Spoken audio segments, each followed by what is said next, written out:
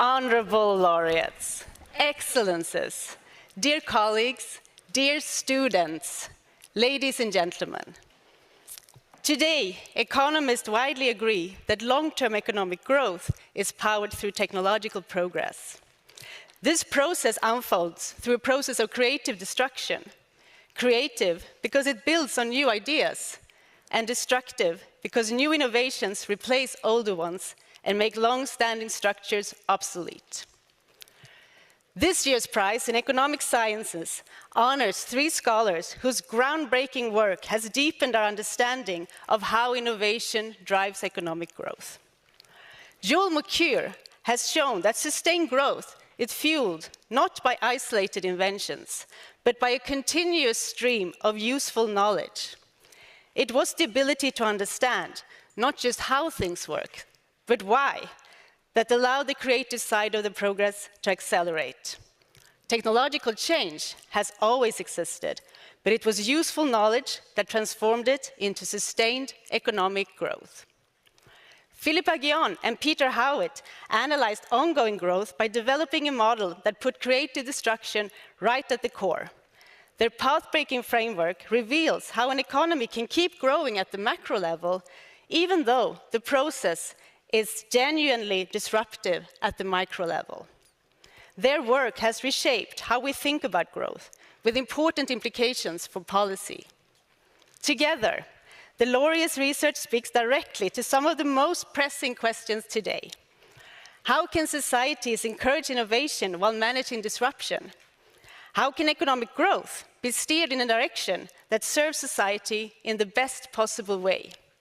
And how can we ensure that the engine of growth continues to progress into the future? With that, it is my pleasure to present our first speaker to you. Joel Mokyr, born in 1946 in Leiden in the Netherlands, with a PhD from 1974 from Yale University in the United States. His current position is a professor at the Northwestern University in the United States and at the Eitan Bergla School of Economics at Tel Aviv University in Israel. Joel Mokyr is a towering figure in economic history. His boundless energy and extraordinary ability to understand the greatest mysteries of social sciences has left an enduring mark on the field. He makes every colleague and student feel like a part of his large academic family. And as he says, I have no former students, just students. Professor Mokyr, we so much look forward to being your students for the next couple of minutes. It's an honor to welcome you onto the stage.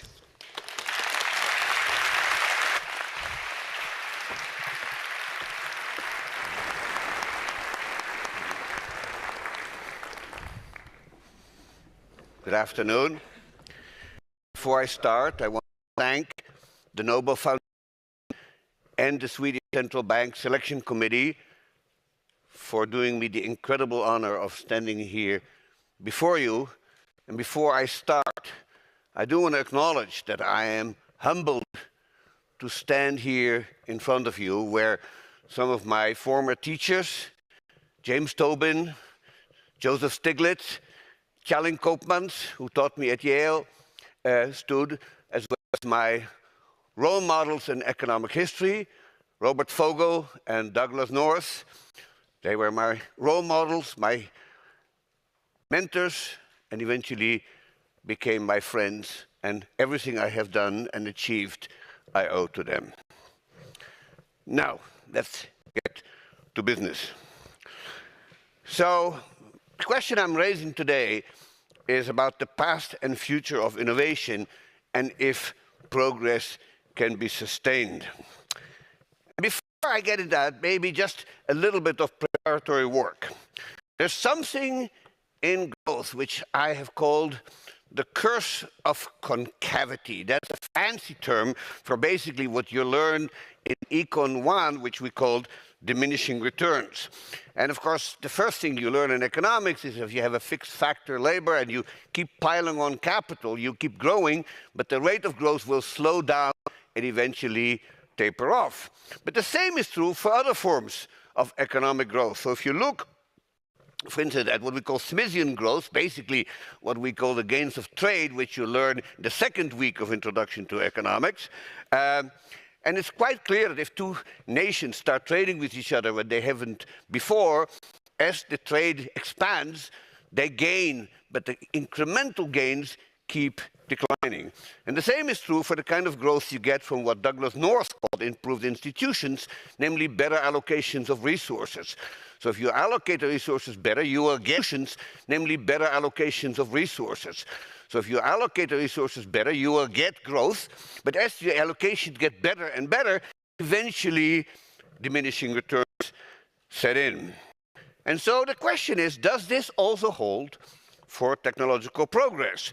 Since 1750, and this is of course the essence of the Industrial Revolution, technological progress has become an increasingly important factor in economic growth. Also, the other three, of course, went along. And that is, of course, a bit more controversial. So it has been argued that all low-hanging fruits have been picked. In other words, we have invented all the things that are important and that improve our lives. And of course, you can't invent something again when it has been invented. And so my learned colleague, Robert J. Gordon, wrote this book, The Rise and Fall of American Growth, in which he points out in great detail that things like indoor plumbing, he has something with indoor plumbing, I don't know why. Indoor plumbing, he has something with indoor plumbing, I don't know why. But indoor plumbing has been invented. It's improved our life, no question about it. And it's already been invented, so we can't invent it again. And so in this last chapter of his book, he basically thinks that this is going to run into diminishing returns, much like the other forms of economic growth. And so the economy, he says, is going to run into headwinds. And he mentions various things like demographic problems and fiscal issues, and we all know and love. And there's some research that does point in the direction that he's right. So here is a very well-known paper by 4 authors, one of whom is Chad Jones, who's right here, and arguing that ideas are getting harder to find. I'm going to get deeper into the paper. It's an excellent paper. I tend to disagree, but respectfully, shall we say. But here's another form of thing. This is what's known as Eroom's law. Now, don't go into your ChatGPT and ask who Eroom was, because Eroom is just more spelled backward. And the argument basically is that the amount of money that it takes to develop a new drug keeps going up, or the number of new drugs per $1 billion spent is going down. So here is a counter paper. This is a paper by my friend Philippe Paguion, who's sitting right here, and whom you'll hear from in a minute. And they basically argue, no, this is wrong, because, as they point out, which you have to take into account the fact that this technological change happens not just at the level of a particular firm, but old, tired firms are leaving the industry, new, fresh, ambitious firms are getting in, and so voila, technological change will keep going on. And the question really is this lower-hanging fruits metaphor really good? I mean, I must say that term is actually not used by Bob Gordon. It's used by Tyler Cowen, but it is being kind of the metaphor that people feel is appropriate. And my counter-argument to that is that the growing scientific base of technology actually creates ladders, and the ladders become taller and taller, so that what was once high-hanging fruits are now easier and easier to reach. And what's more, the best fruits may be at the top of the tree, and the tree is still growing. So that metaphor has now been beaten to death, and I'm going to abandon it from now on. But you can sort of see that once you look, you use that metaphor, you're going to worry about this. So what is my bottom line on the future of technological progress and innovation? It's very simple, and it's a very American kind of expression. You ain't seen nothing yet, and the best is still to come. That is my message. Now, can I be wrong? Now, of course, I can be wrong. I mean, we all know that historians should not predict the future. But what I'm going to argue with you here today is that if we can understand a little bit about the technologically creative forces in the past, and if, and that's a big if the patterns of the past hold up, we will see that these conditions hold with even greater force today. The basic idea is very simple. I'll just sketch it out. This is something I wrote 20 years ago. But essentially what you do is you partition the huge set of all ideas, I know that's a weird thing to think about, but economists do this kind of thing, into two subsets. One of these, what I call propositional knowledge, and essentially it's knowledge of what, as opposed to prescriptive knowledge, which is essentially techniques. So these are like recipe, how to make a ton of steel, or how to bake a cake, or how to build a nuclear reactor. It can be quite complicated, of course, but that's still what it works like. And basically, I'm borrowing here from another great economic historian, Nathan Rosenberg, pointing out that science, of course, drives technology, as we all understand, but that technology feeds back into science. And so the dynamics of innovation really should be described as some kind of positive feedback loop between propositional knowledge and prescriptive knowledge. And as we know, positive feedback loops under certain conditions can actually diverge and keep growing and growing and growing with no end in sight unless you impose some kind of ceiling. And so here is one empirical regularity that I think history demonstrates over and over again. And that is that new scientific tools and instruments, which is basically technology, right, often drives waves of scientific advances.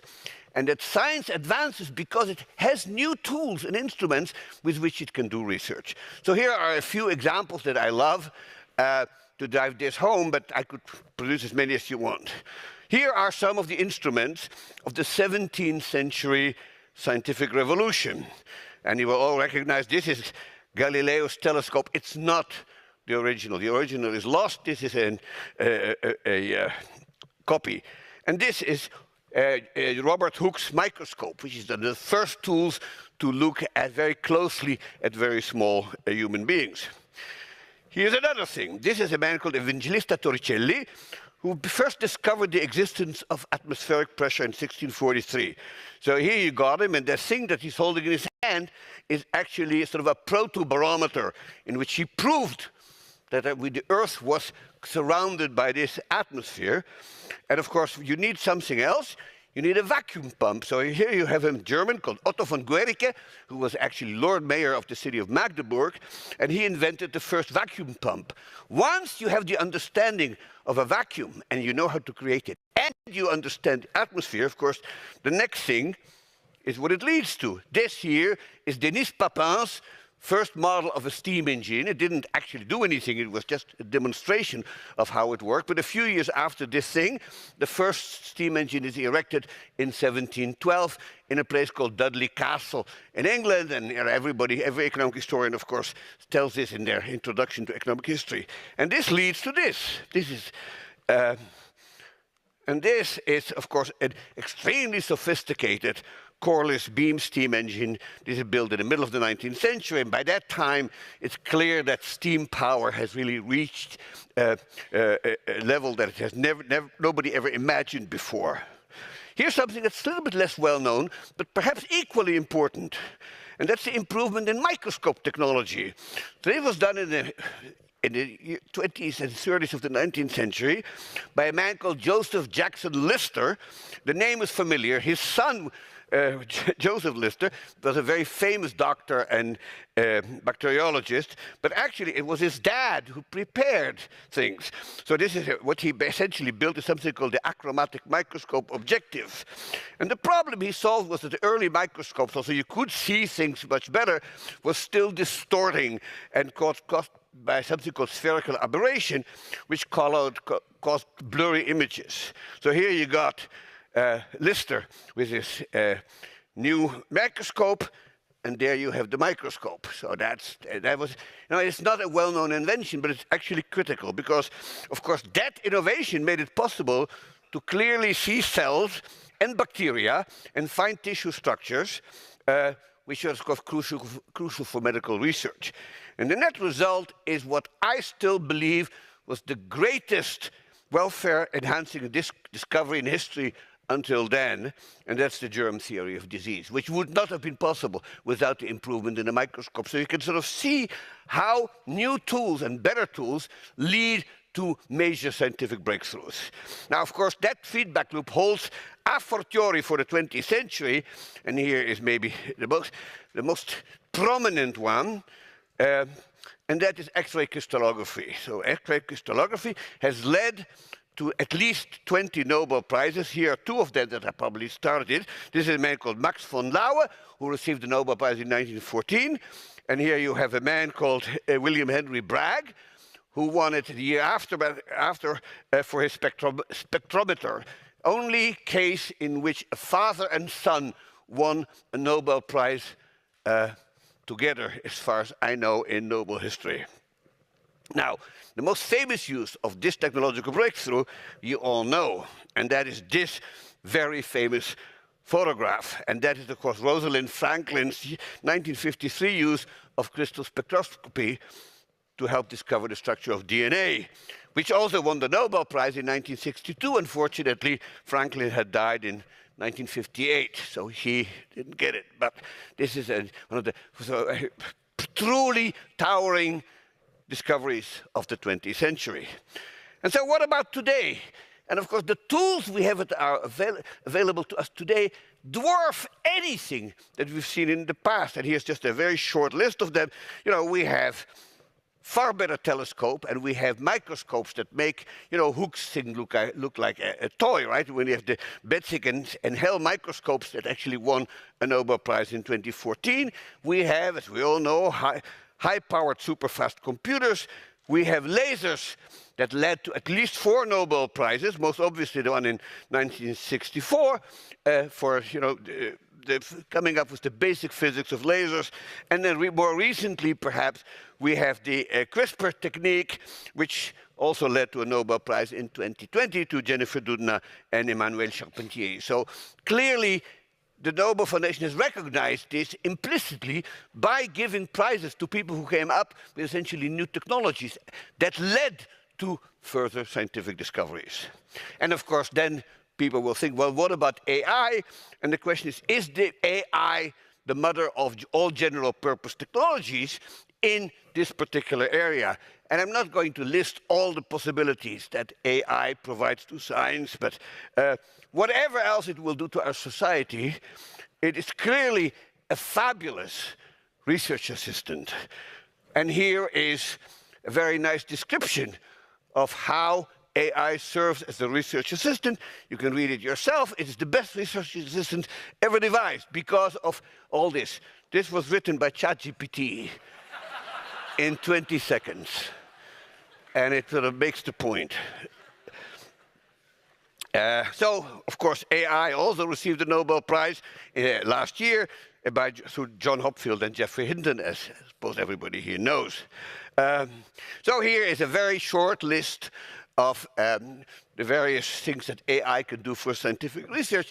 And it's very hard to think of any field of scientific endeavor that will not benefit from AI. So I'm not going to read all this to you because you've all known it. But here is a graph that will perhaps demonstrate this. This is machine learning, and this is the number of articles that are published that use machine learning. And you can sort of see, that this has this sort of famous hockey stick kind of form in which for a long time nothing happens, and then all of a sudden it sort of takes off. So here is the big question. What can go wrong? And one concern that I will talk about today is institutions. And for that, I will go back to my great mentor, Douglas North. And this is a picture of Douglas. You can sort of see here in the picture, he's kind of worried about this. That's, I knew him well, a wonderful man. So maybe we should ask the first question, what kind of institutional environment supports innovation? And I pulled out 4 items from a much longer list that I think matter most, but people may disagree with that. The first is, and this is the economist speaking, we need incentives. All right? Scientific and technological advances are not made by the population at large. They are made by what I have called the upper tail of the human capital distribution. So this is the smartest, most creative people in society who come up with these ideas, and the vast bulk of people, essentially just watch this and maybe they carry out the ideas, but the actual insights come from very few people.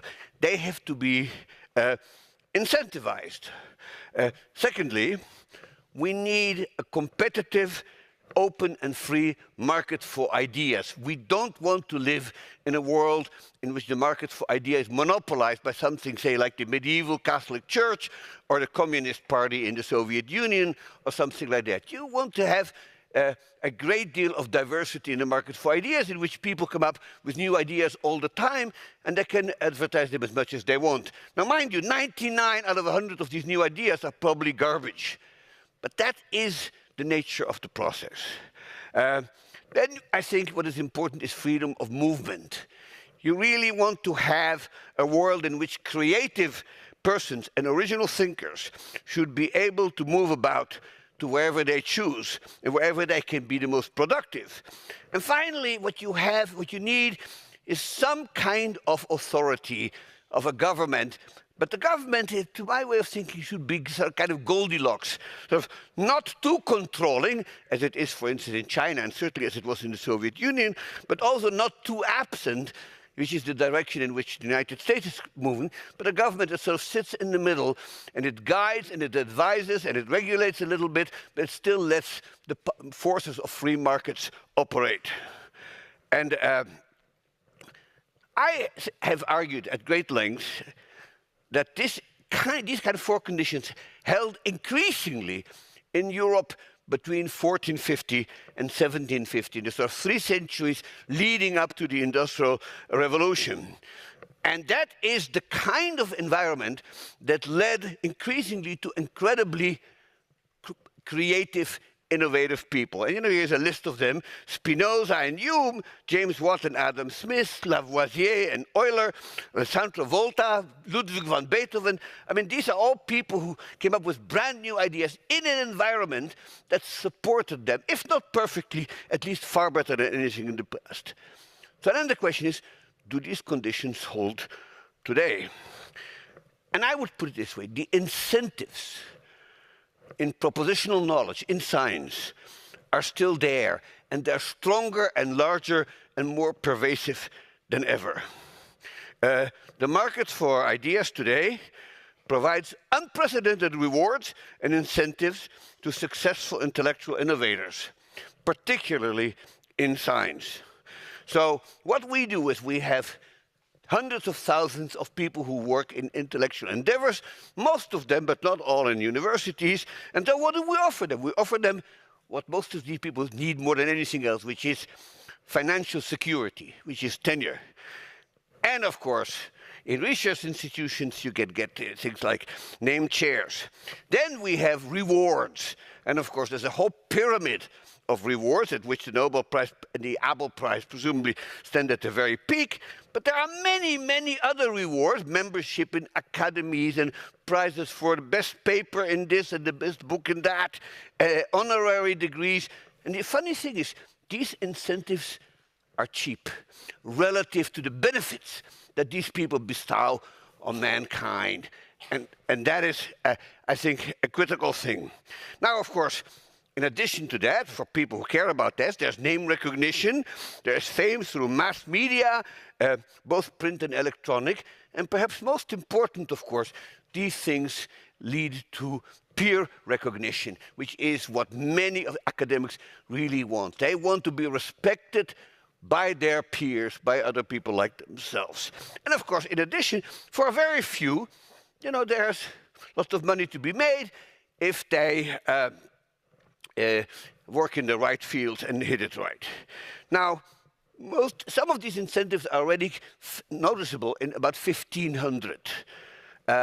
but in some ways, the 20th century has done far better than anybody before. So, the Copley Medal in England for engineering was established in 1738. In 1799, Count Rumford established the Rumford medal. And the first winner of the Rumford Medal was Count Rumford. Clever. But so it goes. But most of these things were still puny until about 1900.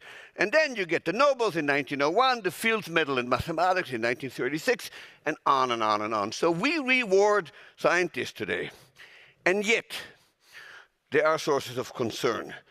One of them is what I call the dynamics of institutional adaptation. So when technology changes, institutions have to adapt in various ways. And the problem is that institutions are usually slow to adapt. It takes decades and decades until various parliamentary committees and political forces agree that some form of regulation or some form of control is necessary. And what evolutionary theory suggests is that adaptation to a changing environment is quite possible, provided that the changes in the technological environment are not too fast and not too abrupt. But a sudden, discontinuous shock will lead to mass extinctions and catastrophes. And we know this is true, of course, from evolutionary history. And so there's some concern that the acceleration in the rate of technological change in recent decades cannot be matched by institutional adaptation. And what's more, the acceleration in the rate of acceleration, which is implied by the last 10 years' advances in AI and similar fields. So, you can sort of think about where this is going to be a problem. A certain technological inventions have led to political polarization through social media, for instance. This is something we haven't fully solved, and it's not clear that we will be able to. Now, is the world sufficiently fragmented? So fragmentation has always been, in many ways, a force for the good, in the sense that nations were competing with each other, and therefore nobody could feel left behind. And that, it was true for Europe in the 17th and 18th century, and it's still true for the world. The problem, I think, is that fragmentation is also correlated with nationalism, and that the likelihood of war is, of course, higher the more fragmented the polity is. And so here is an interesting factoid. Between 1500 and 2000 in Europe, there were only 60 to 70 years out of 500 in which there wasn't one major conflict in Europe. And of course, the fragmented world today, still, sad to say, is not at peace. And of course, that is closely associated with economic nationalism, which gives us sanctions, it gives us tariffs, it gives us non-tariff barriers, and various sort of unwarranted support for strategic industries. And those things are costly, they're inefficient, and they slow down progress seriously. And then, of course, there's populism. So, I'm not going to have time here to talk about populism. There are probably people in the room who know a great deal more about it than I do. But as I see it, what populism really is an anti-intellectual, anti-elitist movement. And that's problematic because, as I said earlier, most progress is achieved by people in the very upper tail of the human capital distribution, who are in many ways an intellectual elite. They may be university professors, they may be top scientists, but they are members of an elite. If society turns against those elites, you can see trouble on the horizon. And we have to now, that's particularly associated with autocracies and people like Putin, Orban, and similar. And then, of course, we are being threatened by something which I would call xenophobia. Much progress has been achieved, particularly in the US, by engineers, scientists, people who came from many other countries. And the three winners of the Nobel Prize this year, all of them were born outside the United States and did most of their work in the United States, and that is quite typical. And so there are then failures in the market for ideas, misinformation, disinformation proliferate. Many of them may lead to sort of crazy ideas that become more and more popular thanks to social media. And there's a serious threat to the mobility of upper-tail human capital today due to policies, and not just in the United States, but almost everywhere, that are known as anti-immigration policies, which are a source of great concern. So, in conclusion then, I don't think there is place for unbridled optimism the way I felt about, say, 2 decades ago. I read the papers too, and the future of Western industrialized countries is, I think, placed in the balance.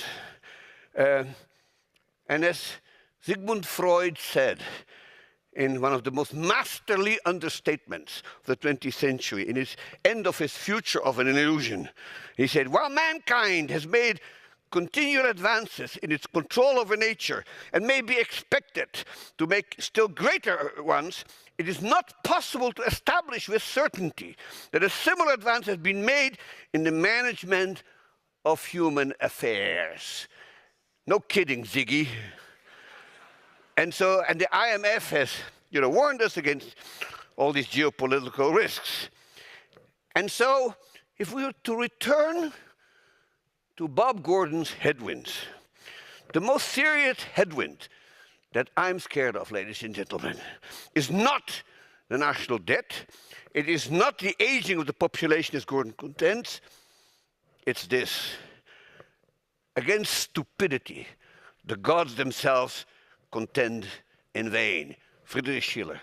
Thank you very much.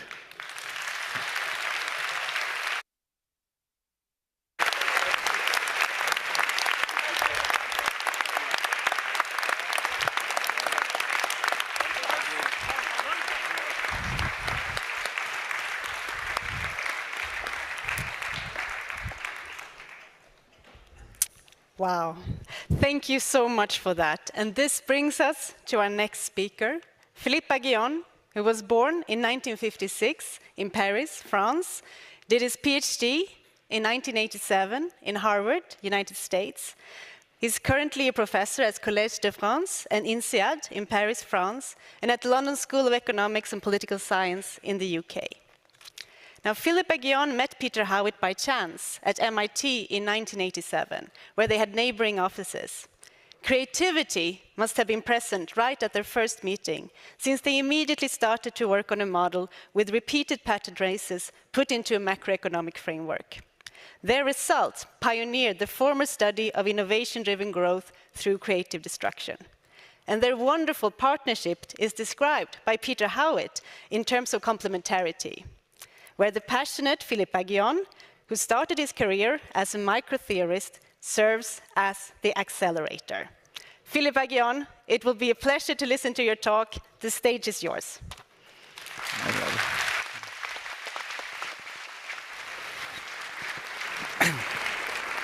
Thank you so much.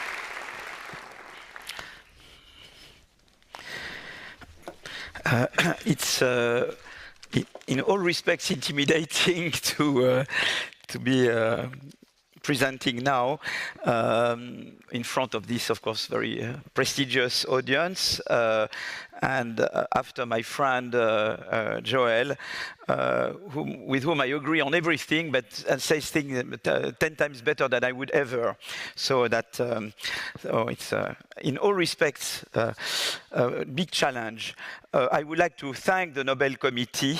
It's been a blessing to be awarded this prize, and when I learned that I was sharing with Peter and with Joel, it was heaven to the square, because I could not imagine sharing it with people I'm more attached to, and it was very fantastic that I share this prize with them. It was like awarding me twice. The other thing I want to say is that I would like to extend my thanks not only to the Nobel Committee, but to all my students and co-authors, and several of them are there, and several of my students became my co-author, are now renowned renowned, growth economists, and they are now the frontier. They are the new frontier. It's exactly the approach we push. The new generation, becomes the new frontier, and this price is their price. And I'll try to pay tribute to all my friends here as much as I can within 30 minutes. I just wanted to say something about so how this started.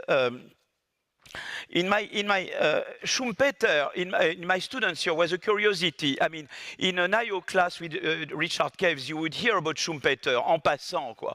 Or in a history of economic thought class, you would say, well, there is this guy Schumpeter, creative destruction, and there was a nice idea. The leading model in my youth was the Solo neoclassical model, which is a very elegant model that tells you that you produce GDP output, final good, with stock of capital and labor, and that's the first equation. And the second equation tells you that you can increase the stock of capital over time by saving part of the output you produce and invest it in increasing your capital stock, and that's how you have the economy grow. But of course, Solo himself would make the reasonable assumptions of decreasing returns to capital accumulation, and from there you get that you could not explain long-run growth of per capita GDP without having something else that he would call technical progress. But Robert Solow would not tell you where technical progress is coming from. So that was the thing, but there is this guy, Schumpeter, and his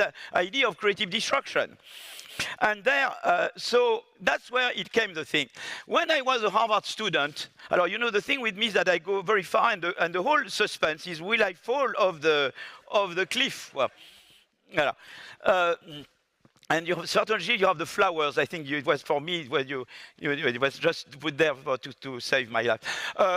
So the thing is that when I was a student at Harvard, my dream was to become to enter the Harvard Society of Fellows. It's a first-class postdoc. For 3 years you are paid like an assistant professor, and every Monday you have dinner with Amartya Sen, Bob Solow, leading physicists, and it's a very prestigious thing, and so I was shortlisted to have an oral exam with them. And at dinner time, Solow, who was a senior fellow, was seated next to me at dinner, and he said, "Look, Philippe, you're a very nice guy, but you didn't quite understand the questions that were asked to you." So I realized that I had failed the test, and because I failed the Harvard Society of Fellows, well, I ended up at MIT, which is not the worst, fallback that can happen to you.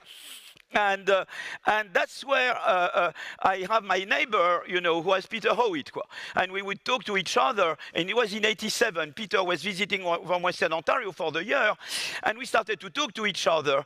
And one day, I think I came to your office, Peter, and I said, why don't we try to, or we said together, why don't we try to write from scratch a model that would encompass Schumpeter's notion of creative destruction?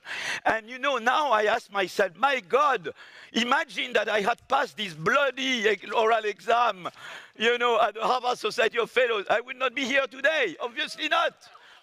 Of course, you never know the counterfactual, but I mean, I'm pretty sure that I would not be here today. So that's why failure, or seeming failure, because MIT is not the worst failure that can happen in your life. I mean, failure, or what you think is a failure in your life, can prove to be, your revival, your sauveur. Voilà. And that's voilà. I hope the joke is not part of my timing and I start the lecture. No, whatever. Okay.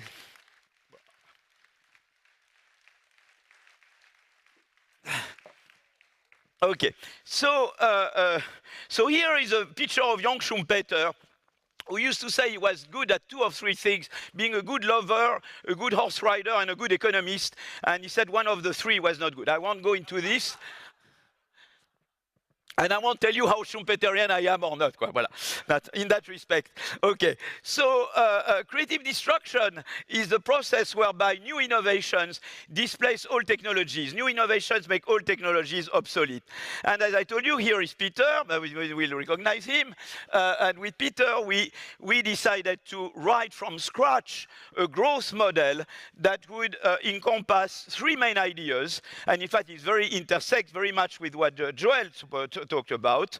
The first idea is that long-run growth is driven by a cumulative process of innovation where each innovator builds upon previous innovations.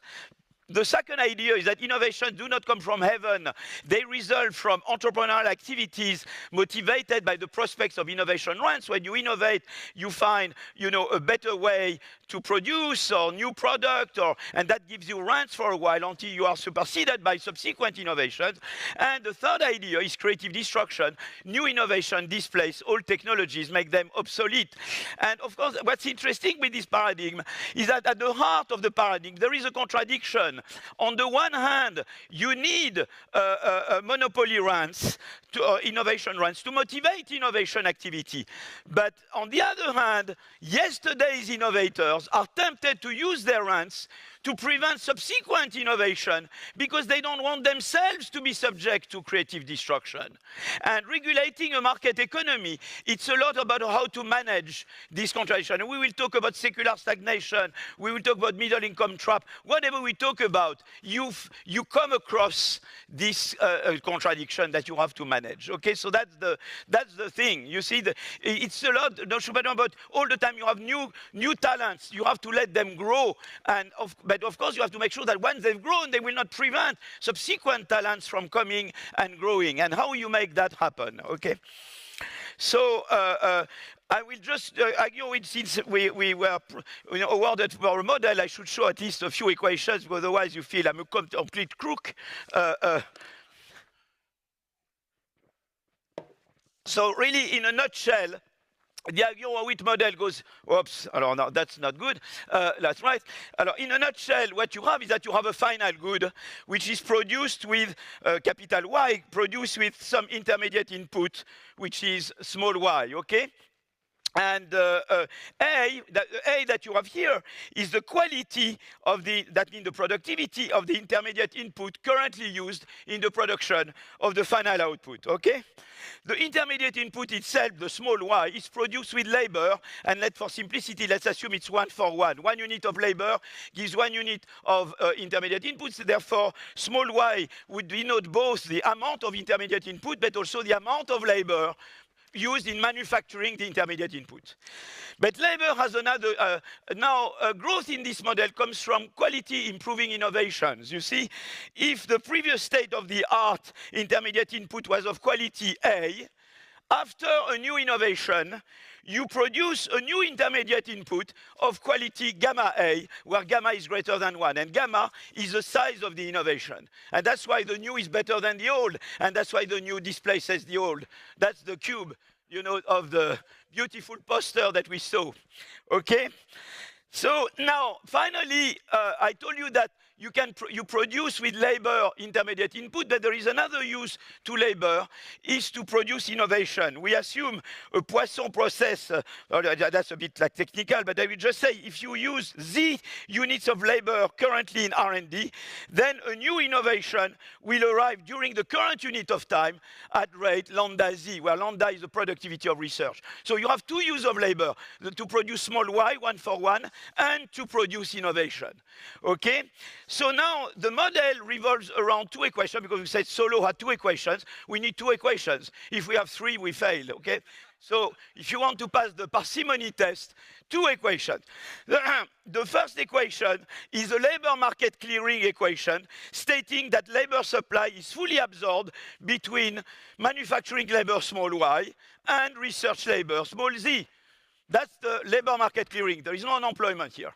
Second equation, it's an arbitrage, it's a research arbitrage equation stating that in equilibrium, individuals are indifferent between either producing manufacturing and getting a wage, or working in R&D to produce a new innovation. And together, these two equations lead you to miraculously an equilibrium amount of R&D that will depend on all the parameters of the model. The productivity of research, the higher the productivity of research, the more R&D you will have in equilibrium. The higher the size of innovation, the higher the R&D in equilibrium. And once you have the Z, the growth rate is simply lambda Z, that's the frequency, times the log of the size. And the day we got this, I told Peter, Peter, we have it. Didn't you? Didn't I? This day, it looks very stupid. But I said, Peter, we are on to something. My God, this is a beauty. We decompose the solo residual. We have what was there. So I'm always being very excited, and Peter has always been moderating me. I think I was jumping around. People were complaining at MIT because I was too French and too loud. Yeah. Okay, so that was, I think this has been, I think, the most exciting day in my life. Voilà, the Landasi log of gamma. I said, whoa, God. Bon, okay. So what this tells you is that growth is positively correlated first with the turnover rate and with the quality of innovation gamma. And that tells you about US versus Europe. US has a higher rate of innovation than Europe, but you could also say that US has a higher rate of turnover. There is more job creation, job destruction in the US than in Europe. There is more firm creation and firm destruction in the US than Europe. That means that there is a higher Landasi in US than in Europe. But in addition, US, they do breakthrough innovation, higher gamma. In Europe, we are incremental mid-tech. They are breakthrough high-tech. They have a higher gamma, and that's why US is growing faster than Europe. And the model directly speaks to that. Voilà. Okay, so let me entertain two main extensions of the model. Well, I'm here. So just some water. Oh. So the first extension is that what I call the step-by-step innovation. One counterfactual prediction of the Aghion-Witt model is that when I have the Z there, the alpha, which is a measure of competition, a bigger competition would always give you less R&D, because innovation in the basic Aghion-Witt model is always done by outsiders. They go from zero, if they don't innovate, to a value. And anything that would reduce this value, like more competition, would therefore reduce their incentive to innovate, and therefore would reduce the rate of growth. So the model had a counterfactual prediction that competition is bad for growth. But there had been work done by, John with Blondel, Nickel, on microdata from UK in particular, saying that if you had any correlation between competition and productivity growth, it should be a positive one. You tend to have more productivity growth when you have more competition. So you had to reconcile that. And so, so let me just go there. So in fact, the thing is that what we did, why did we have this counterfactual? Because in our model, it's only outsiders that would innovate. It's always people from outside.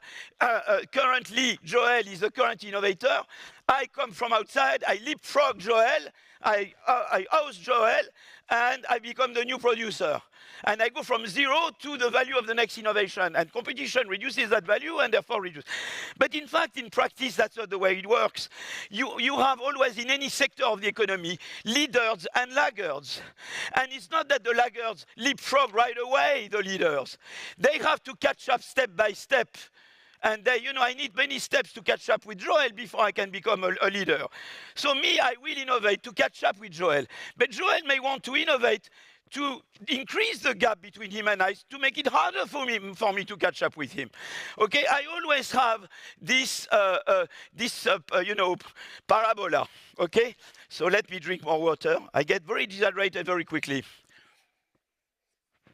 You are a classroom. You are all equally good.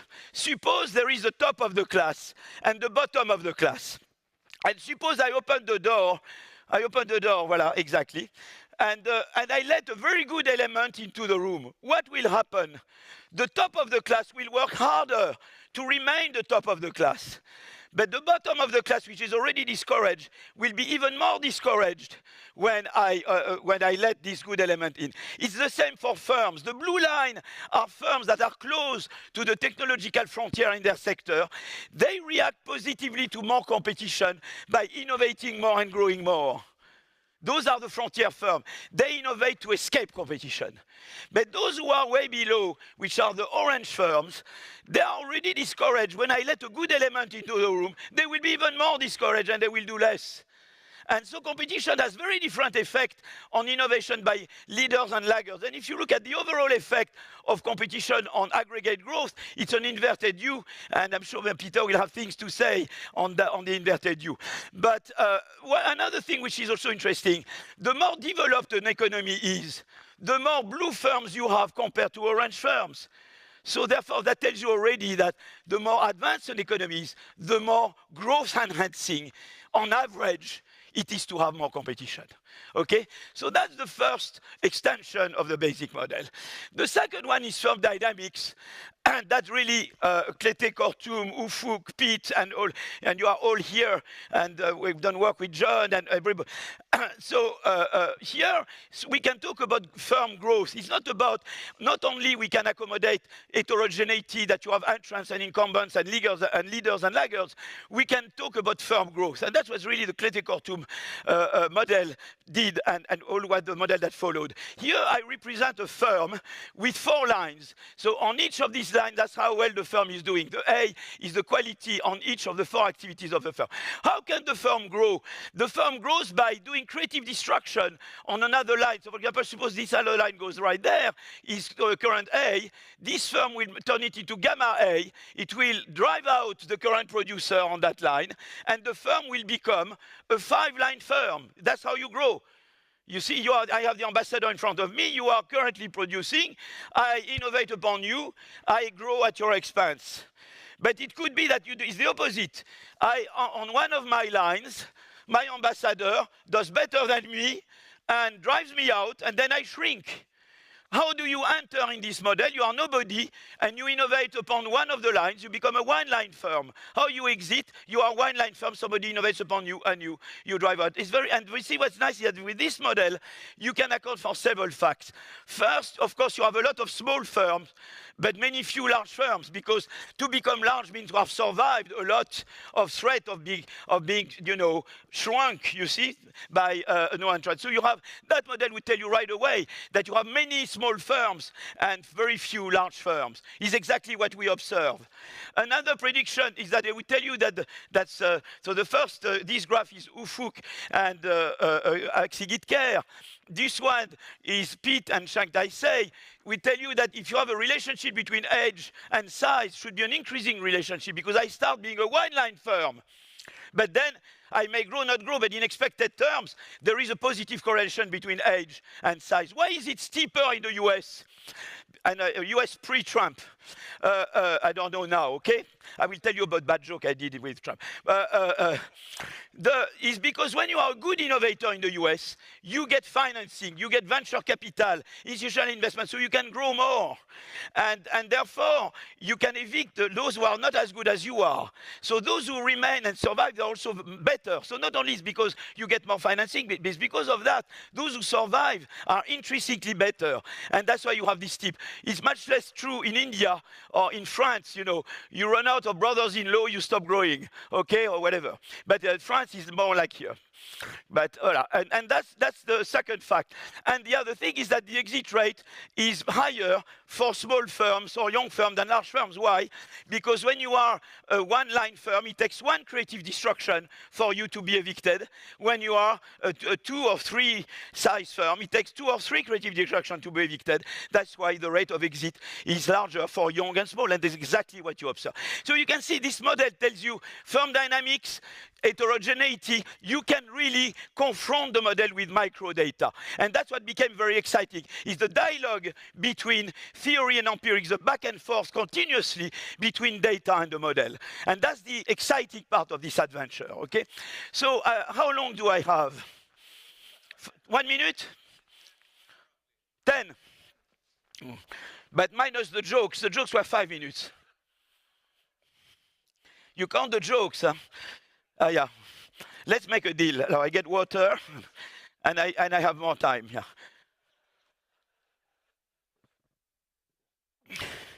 Okay. So I would like now, what I would like to do, Oh, I think I have the wrong pointer, that doesn't help. What I would like to do now is to say, well, using the lens of this paradigm, we can do various things. In particular, we can try to elucidate historical enigma. And already one big enigma is the industrial takeoff. So I won't do, you know, what has been so fantastically done by Joel in his lecture. I will, and the other thing you can do is to rethink capitalism, okay, nothing less. So there are two enigmas I would like to talk about. One is secular stagnation, okay? And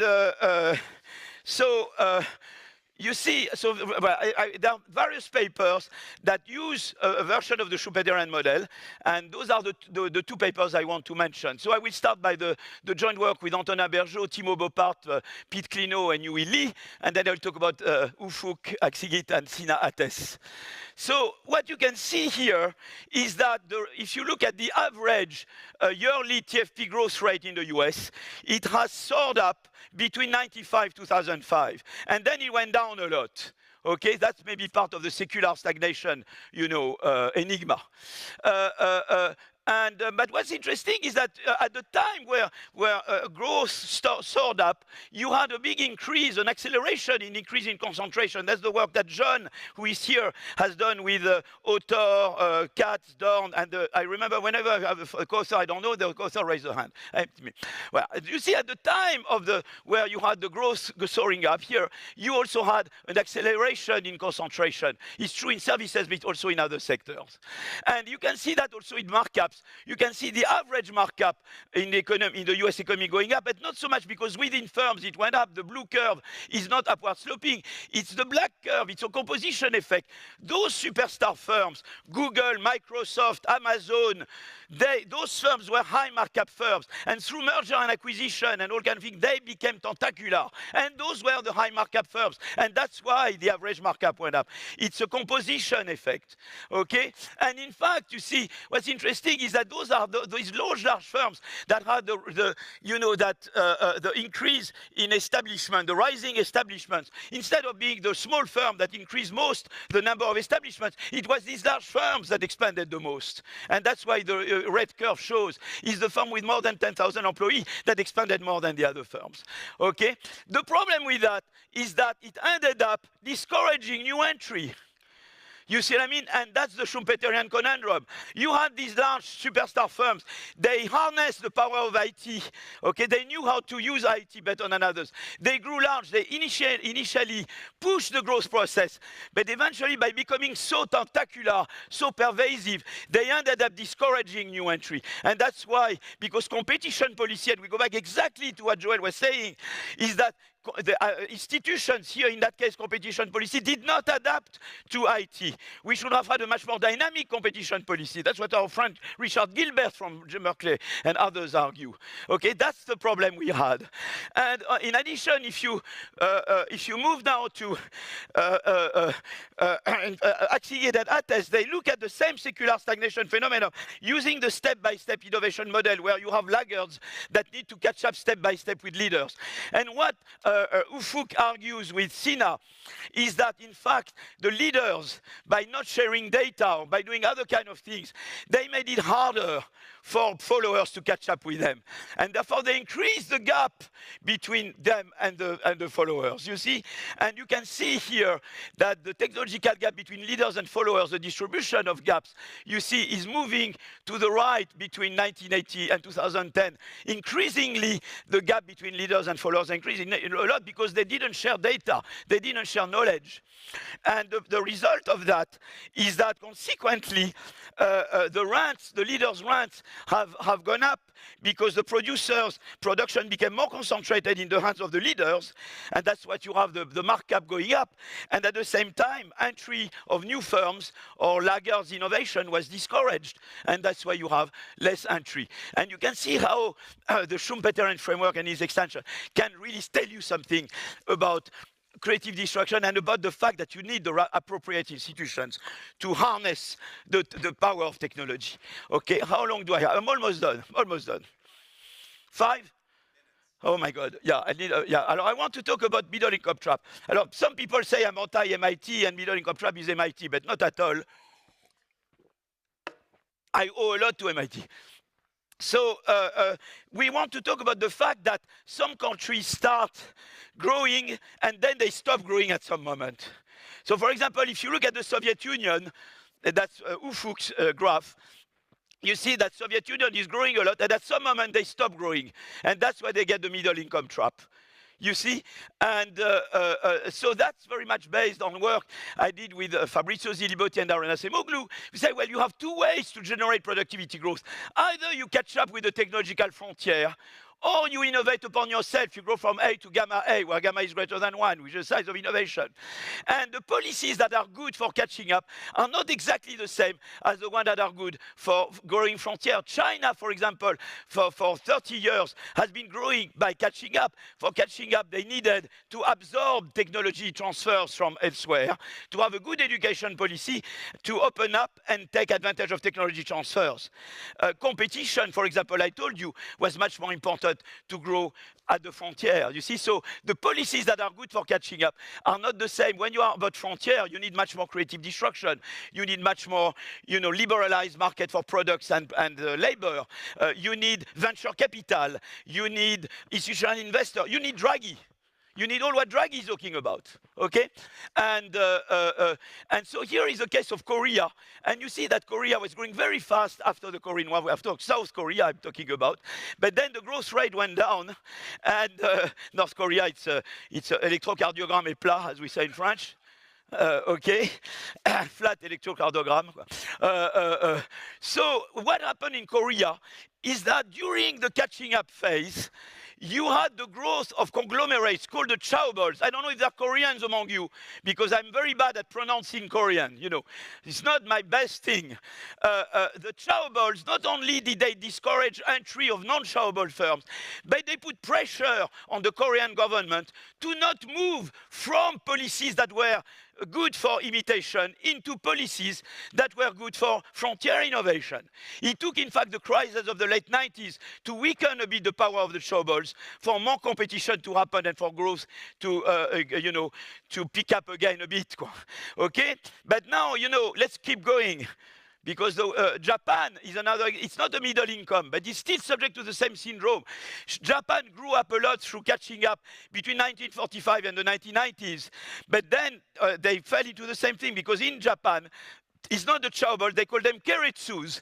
The keiretsus were big conglomerates that, again, not only discouraged non-keiretsus firms from entering the market, but also, didn't favor, were able to prevent the government from moving into more pro-competition policy. But the worst of the worst is us, Europe. That's the worst to come. So I think that should not be counted at the time, because it's for Europe that I do that, and it's a big plea. I represent here Europe, EU area per capita GDP compared to US per capita GDP. And you see, of course, we had a big fall with the war, because in particular, a lot of capital was destroyed, okay? And you see, between 1945 and the mid-80s, we caught up. Europe caught up with the US in terms of per capita GDP. But since the mid-late 80s, again, we are losing in terms of per capita GDP to the US. And that's the problem. And again, it's the thing, we were good at catching up, because first, thanks to the Marshall Plan, we rebuilt our capital stock. Also because we had a good education level, we could catch up with the technological revolution that had occurred in the US in the 1920s. That was catching up growth. But now the problem is that we have to do frontier innovation. As I told you, we are stuck in Europe into mid-tech incremental, and they do high-tech breakthrough in the US, okay? So if you look, for example, and this should really worry you, if you look at particularly at the right-hand side, and you look at the high-tech patents, the US is in red, China is in blue. So when I went to China, I said, here you are. So everybody was, woo, woo, woo. Okay, great. Voila. But Europe, we are in green. You see the thing? We need to wake up. We need to wake up. And we need the Draghi. What Draghi says, we need a truly single market, for goods and services. We need to have, you know, a proper financial ecosystem of innovation with venture capital and institutional investors. In that respect, Sweden is ahead of everybody with respect to, because a fraction of your tax, as far as I know, is used to feed pension funds. That's what's in the Draghi report. Tell me if I am wrong there. But you found a way to develop institutional investors, but we are well behind the rest of Europe. And we need DARPA. We don't have the equivalent of the Defense Advanced Project Agency, which is a pro-competition way to do industrial policy. Well, I remember a discussion with Anders Borg. Whenever I would pronounce the word industrial policy, we said, whoa, I believe in competition, therefore never. That's a bad word. If I have said, you know, whatever, I don't say anything.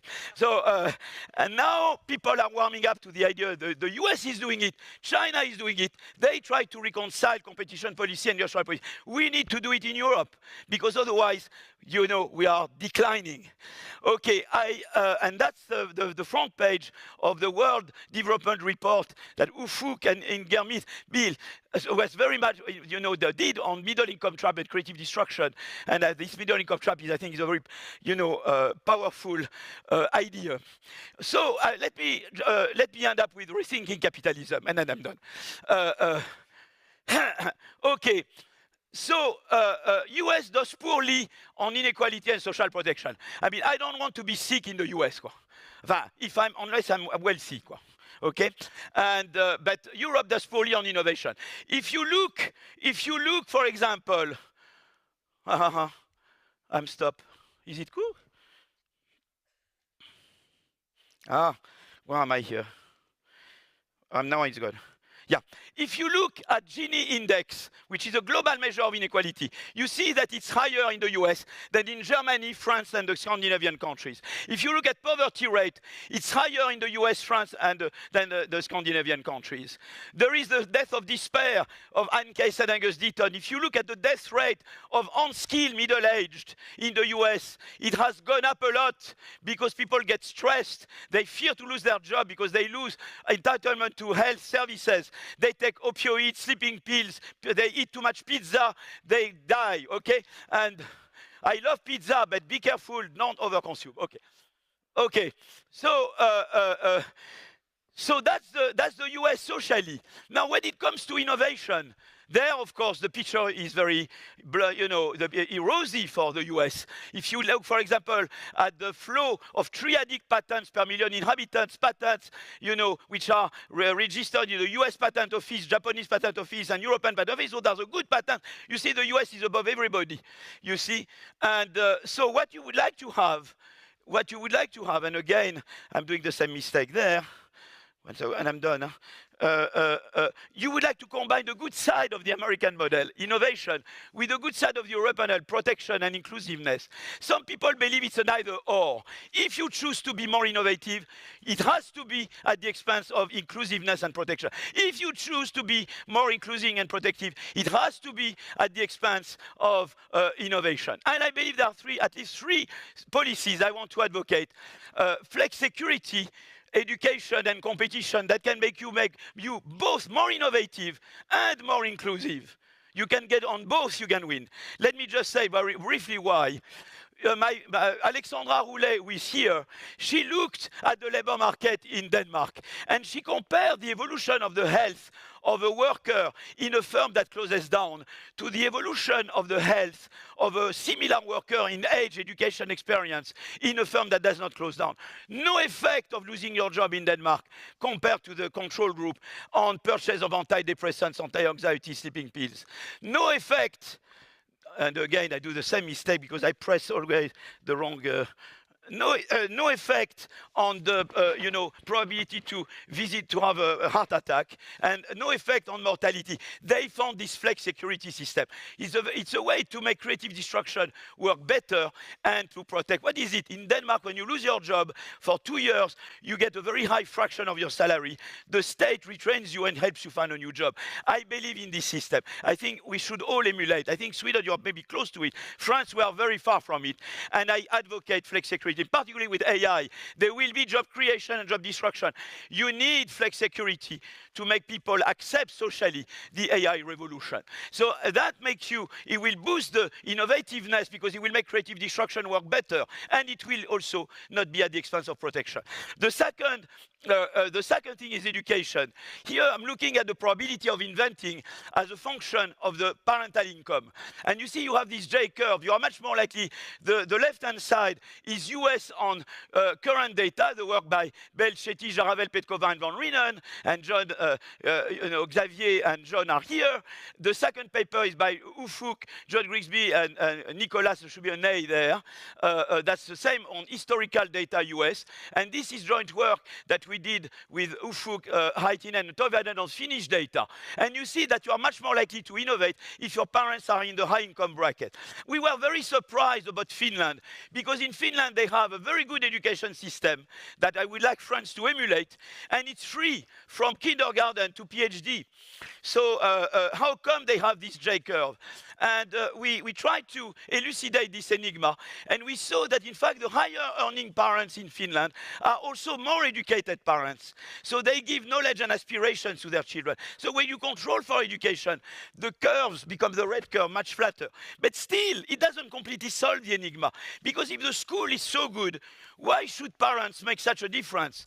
But in fact, the reform in Finland, they had a big reform in 1970. It's in 1970 that they made the school system comprehensive. The big problem is the lost Marie Curie, as Xavier calls it, or the lost Einsteins. We have many smart kids born to poor families. The parents cannot give them the knowledge and aspirations to become inventors. And if you improve the schooling system, you will make more innovators and more inclusiveness. And that's what they did in Finland. You can see that we compare here the probability of inventing of a child in Finland that goes to school after the reform of 1970 versus those who went to school before. And you see that the reform of 1970 lifted a lot, you see, the probability of inventing for children whose parental income was in that zone.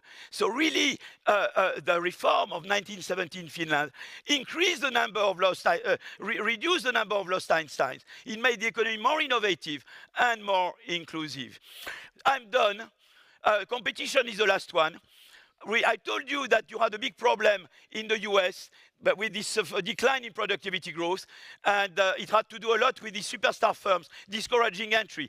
If you reform competition policy in the US, you make it harder to do merger and acquisition. You look at the effect it would have on future innovation, future entry, and you force sharing data, you reform competition policy, you will have more innovation because new entrants will be able to come and innovate, but also we know that entrant innovation is good for social mobility. That's work we've done with Blondel, Axigit, Bergeau, and Hemus, and Ufuk and David are here.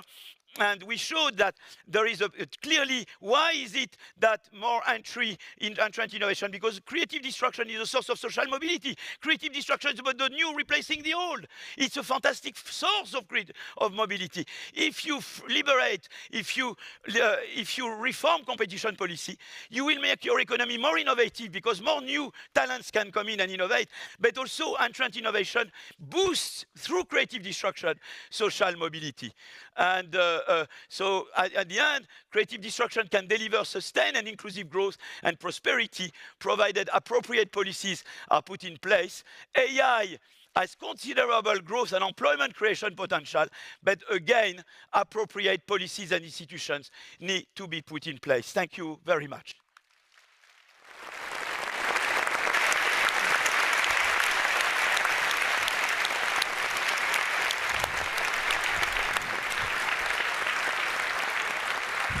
So much. It was fantastic.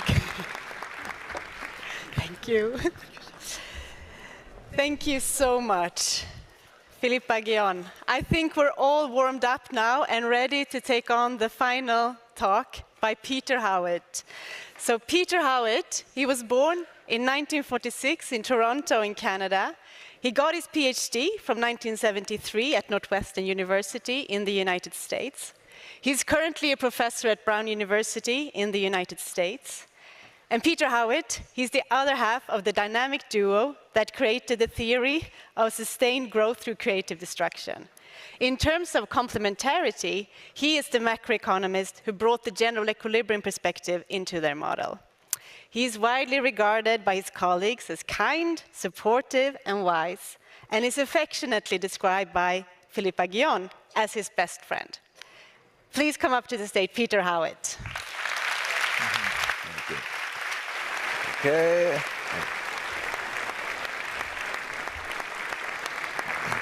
All right, thank you.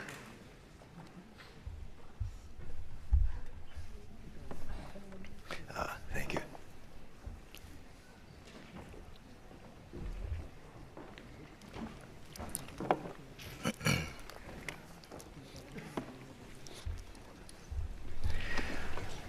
Well, thank you very much.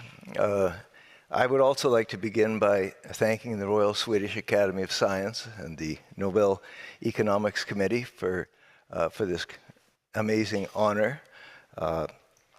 It is, of course, the dream of a lifetime to be standing here, and I will be eternally grateful. I'd also like to thank my whole family for being so supportive of my work over the years, and especially my wife, Pat. Part of her support, of course, is supporting me, but it goes way beyond that.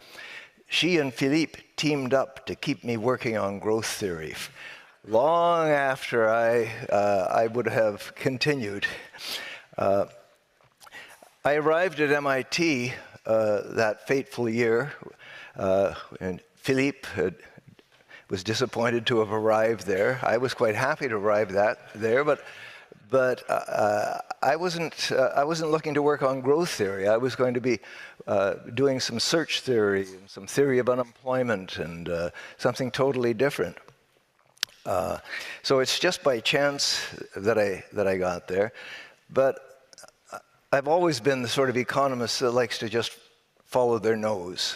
When something interests me, I start wandering away from whatever it was I used to be doing.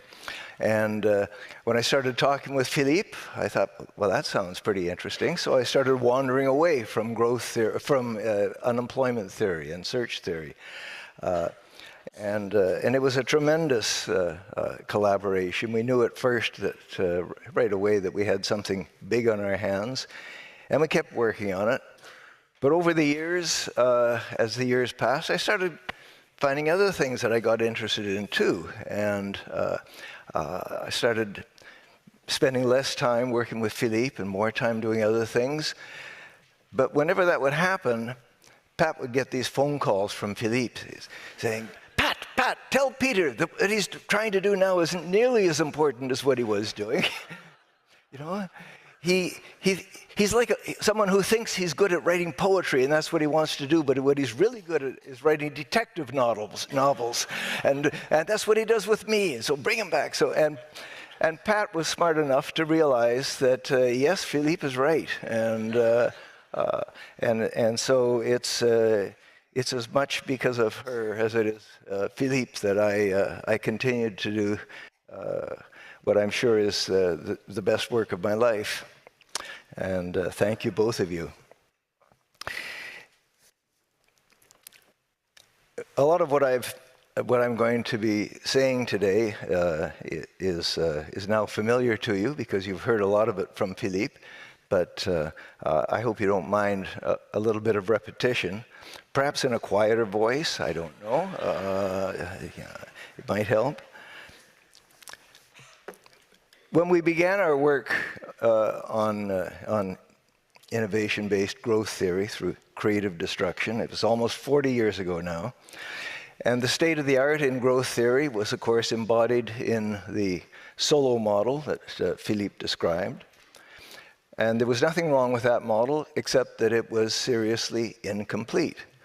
You could use it to show how, because of diminishing returns, the economic growth could not be sustained without technological progress, continued technological progress.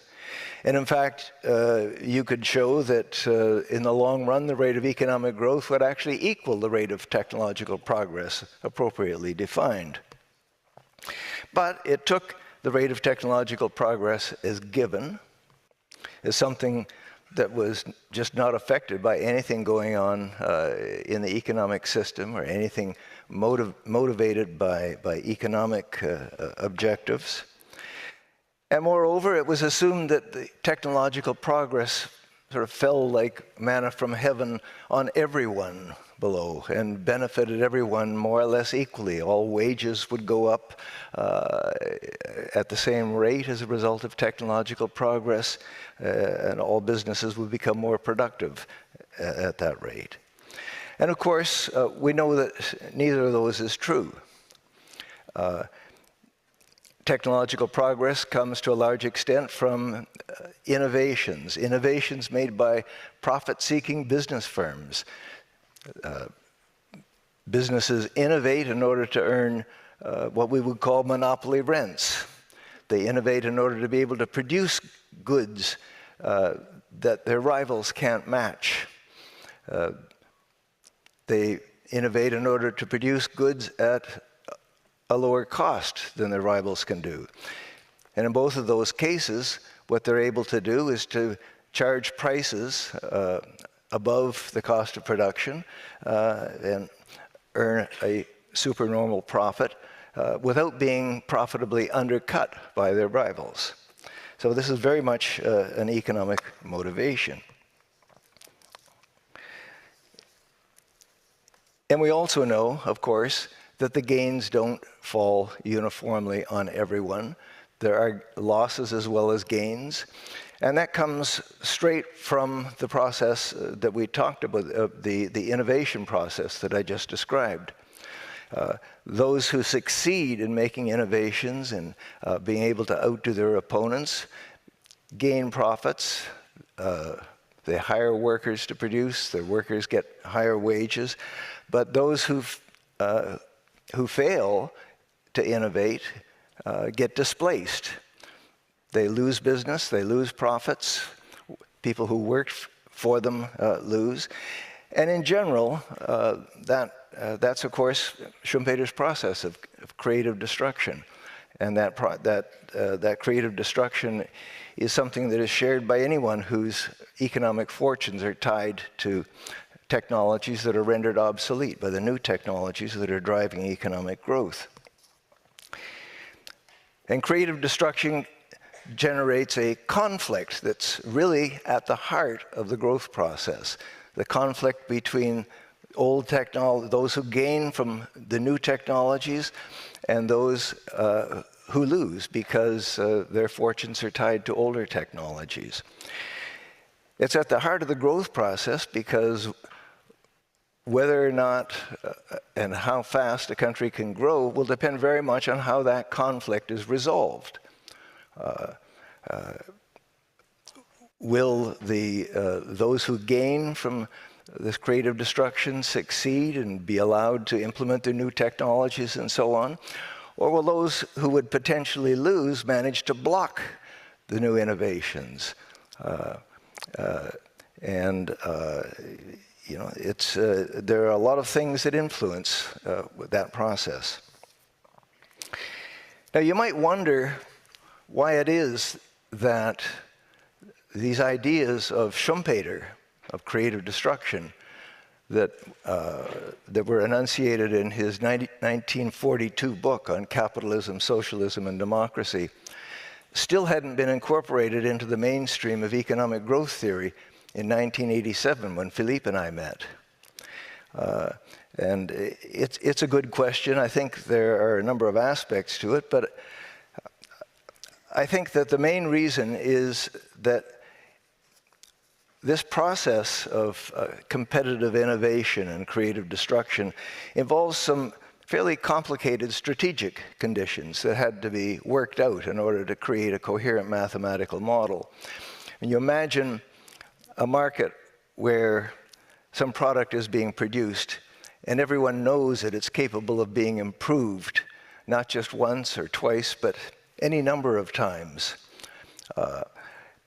Someone might undertake to create the next generation of that product and earn some monopoly rents from it. But there'll be other people racing to do the same thing.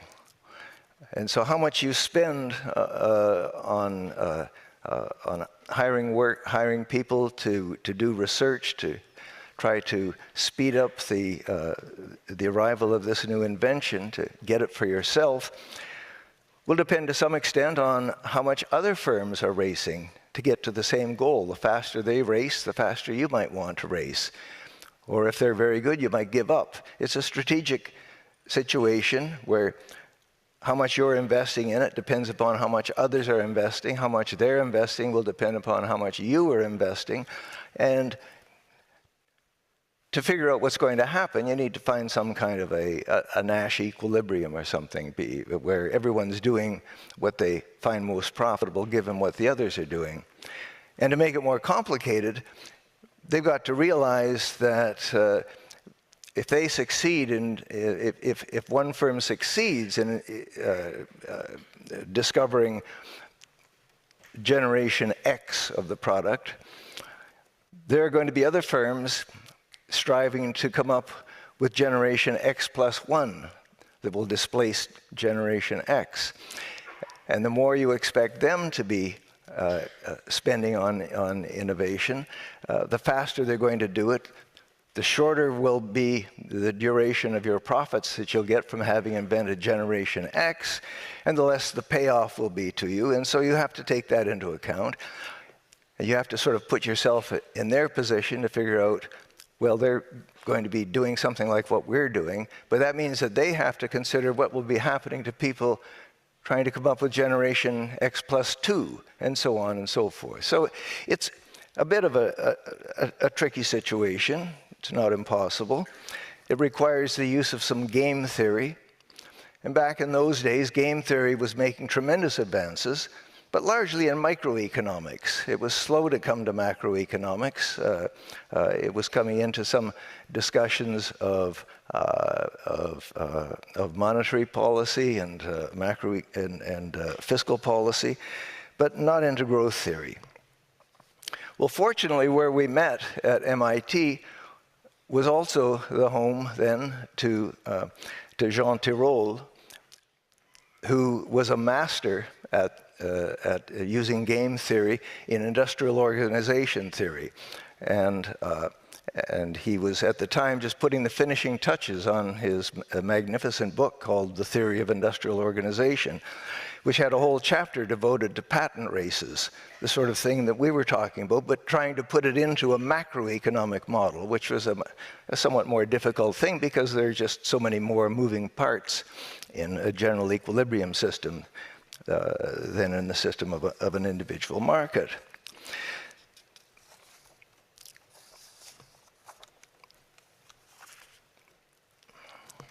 So what we did was we managed to, by studying these theories, we managed to find a way to model this this process of this, how this strategic situation would work out, and we managed to put it together into a macroeconomic model, a model that could then be used to go out to look at real-world data to see how big is this effect that affects economic growth? How big is that effect? What are the other things that could affect the incentive to innovate and so on, and would affect the rate of economic growth? So I'll just show you a little bit of what that model looks like. Philippe has already gone over it with you, but this is just my own little version of it, if I can actually come up with it. No, I guess not. Oh, I have the wrong clicker. All right, okay. There we are. There are two key variables here. One of them is the frequency of innovations. Actually, my notation, we didn't coordinate enough here. My notation's a little different than Philippe's. This is the overall frequency of innovations in the whole economy. And this is something that in our model is the result of firms trying to maximize their expected values, taking into account the strategic situation that I've just described, knowing that in order to innovate faster, they would have to hire more research workers. Those research workers had to be paid a wage that depended upon what they could also get in manufacturing industries. The model determined what that equilibrium wage was. It determined what the rate of profit you could expect as long as you had a monopoly would be. And firms would solve this strategic problem and come up with a frequency of innovations for the whole economy. And the other important model was the size of innovations, gamma. And it was, in some versions of our model, just taken as given, and others it was subject to the same sorts of considerations as lambda. And the only equation I'm going to show you is a very simple one here, which is that the rate of economic growth in the long run in this model was just the product of lambda, the frequency of innovations, and the log of gamma, which is a measure of the size of innovations. And there's nothing really surprising about this equation. It's really just saying that, if you like, the faster, if you want to run faster, which is what's on the left-hand side, you've either got to take longer strides or take them more often, and that's what it is. It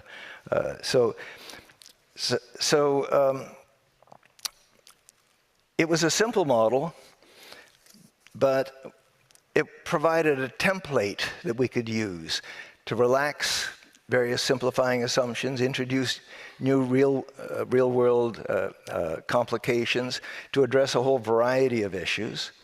And over the years, we managed to use it to address how economic growth affects and is affected by, in turn, international trade, competition policy, education, the environment, population health, political economy, government fiscal policy, economic inequality, the patent system, and a lot of other things that many of which Philippe has already talked about. So I'd like to talk about a couple of those areas of application. The first one being competition policy. Schumpeter's view, when he wrote about creative destruction, was that because it's monopoly rents that motivate innovations, we should really be very gentle with antitrust policy. We should leave monopolies alone, let them enjoy their rents until someone replaces them, because the bigger the rents, the greater the incentive to innovate and capture some of those rents, and therefore the more growth the more innovation would take place, and the more growth would take place. And when in our very first model that we put together, that seemed to be the case. The higher Philippe showed a little parameter up there that measured the extent of that alpha that measured the extent of competition. The higher that was, the faster the growth rate would be. But as we started elaborating on the model, taking into account this step-by-step nature, the fact that the further away a leader in an industry could get technologically above the followers, the harder it would be for those followers to catch up. And the more competitive the situation, the better able a rival who might even be a little bit behind was able to capture some of your profits to compete against you effectively and diminish your profits, the more the incentive would be to try to escape competition by innovating even further, by increasing your lead. And when we modified the model to take that into account, we discovered, lo and behold, that when you took a look overall at how these two countervailing forces worked out, it implied that depending on the other parameters of the model, you would either get a monotonically increasing relationship between the degree of competition and the equilibrium rate of growth, or you'd get this inverted U that Philippe talked about, where if you have very low levels of competition, raising competition would, through this escape competition, give you more growth. But at some point, as you approach such a high amount of competition that there were hardly any monopoly profits left, the Schumpeterian effect would start to come into effect. But as I say, under some circumstances, that Schumpeterian effect never dominated. And and before long, we teamed up with the team from UCL, wrote a paper with Nick Bloom and Richard Blundell and Rachel Griffith, using this marvelous data set that they'd put together with basically every publicly listed firm in the United Kingdom over a period of many years with a lot of variables in there. And what we discovered there was that indeed, in the UK data, the relationship between, we looked at the degree of competition within each industry, and we found that indeed, looking across industries, at first, as you raised competition, you got more innovation, more patenting activity, more productivity growth from those firms. But eventually, it tailed off. So there was this inverted U-shaped relationship. And they also found that most of the firms in the sample were in industries on the upward sloping part of this relationship. So that overall, for economic growth, it was clear that more competition would stimulate growth. So the reason I like to talk about this particular application of our model is that it just is an illustration of how taking these old ideas of Schumpeter and putting them into a mathematical model that allows you to go to the data and do some econometrics can really teach you something that even a genius like Schumpeter hadn't really fully appreciated, and in fact sort of stood Schumpeter on its head. And so that's one thing that we were able to do.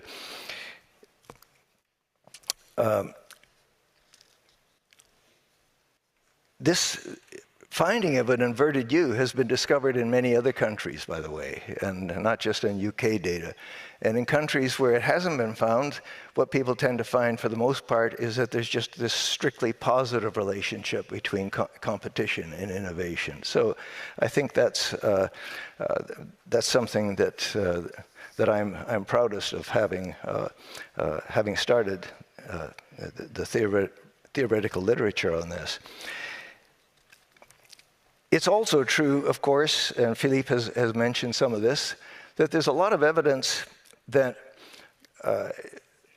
that when you allow monopoly power to grow unchecked, that firms that have this power use it not just to continue innovating, but to try to suppress innovations by people that might make them the victims of creative destruction.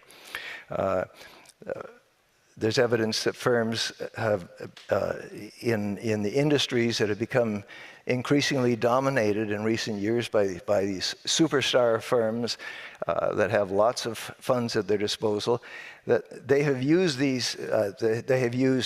such techniques as creating patent thickets, buying up patents from everywhere, so that anybody that tried to challenge them, their leadership, with a new technology would have to have the money to pay for all the legal expenses of defending themselves against suits of patent violation. They've engaged in preemptive mergers. When a rival gets to the point where it seems to be threatening the core business of one of these large companies, the best strategy often is not to try to compete against them, but to buy them out. You buy them out, and you can either direct their technological development in directions that are going to be complementary with the trajectory that you're on, or you could even just suppress the innovations. You don't have to worry about them anymore. And that's going on an awful lot. And of course, you can use your monopoly powers to influence politicians. The more politicians are swayed by contributions and various other favors, the more you're going to get policies that are in your favor. And you can also use it to help capture the regulatory authorities and move things in your direction, and to win public opinion in support of your efforts to suppress. They're not put that way, but in order to favor your continuing progress. And there is a lot of evidence, and Philippe talked about it quite a bit, that the fairly sluggish growth that's been experienced in many countries for the last 20 years, a lot of it can be attributed to this increase in unchecked monopoly power. So the other area that I'd like to talk about is patent policy. This closely related to that. It's clear that patent policies are important for a lot of innovations. If you can't appropriate the rents, if your invention can be copied immediately by anybody else, there's no profitability from having come up with it. It's also important that patent policies have, in most countries, have full disclosure laws. In order to get a patent for something, you've got to provide a clear and unambiguous description of what it is and make it publicly available, and that allows other people to build on those inventions. But as I said before, patent laws can be used also to block laggards and so it's important to have a finite length to patents, and it's especially important because firms can get into this very unlevel situation where you've got a leader that dominates and the laggards are far behind. And in that situation, that's where the least incentive is to innovate. The laggards are discouraged from catching up because they're so far behind, and the leaders don't really have to worry about escaping competition. The competition is too far behind. And so breaking those up can lead to the kind of explosion of creative activity that you got, for example, when the 70-year-old monopoly of the AT&T Corporation was broken up in the mid-90s, and that led to this huge flurry of competitive, innovative activity in the telecommunications industry in the US. International commerce is another area where I think we've made a lot of had a lot of effect. And basically, what we know about the effect of international trade on innovation and growth is what we know from competition. Opening up to international trade is opening up to competition, and I think that's probably all I'll say about that right now. I just want to say one word about generative artificial intelligence, something that everybody thinks about when they hear about creative destruction nowadays, and they think about the possibility. Like any general purpose technology that we've observed, there is tremendous possibility for both the replacement of skills and for also the enhancement of skills and the opening up of new skills. But like any general purpose technology, it's going to take a long time and require a lot of downstream innovations to be realized. For generations, some of the best economists in the world have expressed deep concerns about technological unemployment, going back from David Ricardo through John Maynard Keynes, even up to Paul Samuelson. So far, history has shown that these predictions of high unemployment and low wages haven't been true. Wage income has tended to grow in proportion to national income as we've progressed. I do worry a little bit about AI, Generative AI has the potential to displace a significant number of jobs because it automates not only the routine, repetitive tasks, but also complex cognitive work that was once thought to require uniquely human judgment. As models become capable of producing high-quality text, images, software code, and analytical outputs, entire segments of knowledge-based occupations, from customer support to administrative roles to journalism, marketing, and parts of the legal and financial system, face the substantial risk of restructuring or outright redundancy. You've probably guessed, because Joel's already done that. That was written by ChatGPT, not by me. Okay? I thought it was, I didn't change a word. I asked it to write a paragraph on the job-destroying potential of generative artificial intelligence. I think it's pretty good for a first draft, written in about 5 seconds by a 3-year-old who's growing up very rapidly into something that, well, we don't know. And so the future is worrisome. We don't have a lot of historical evidence about these really disruptive, revolutionary, general-purpose technologies. People that count the Kondratiev cycles or techno-economic paradigm shifts, different scholars call them different things, will claim that, well, there have been about 5 of them, and this is the 6th one. Well, that's just too small a sample to know what's going on. So we have, you know, I tend to believe that, that the lessons of economic history will persist, even though I know that we're dealing with a very small sample, and we're dealing with something that, that looks unique in many ways, but only time will tell. So far, so good. Thank you.